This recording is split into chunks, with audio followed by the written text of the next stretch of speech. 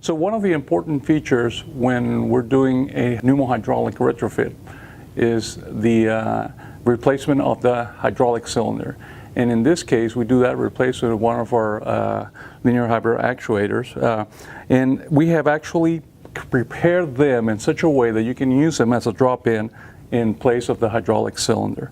Now, one of the main features is we can do it for any size as long as we have the dimensions that you want to do it, that you want to put your the actuator in. But at the same time, we provide it with two types of brackets on the back end, an eye bracket, or you can have a closed bracket on the back end.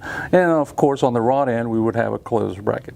So this is one way you can easily replace the hydraulic cylinder on your retrofit of the pneumohydraulic system.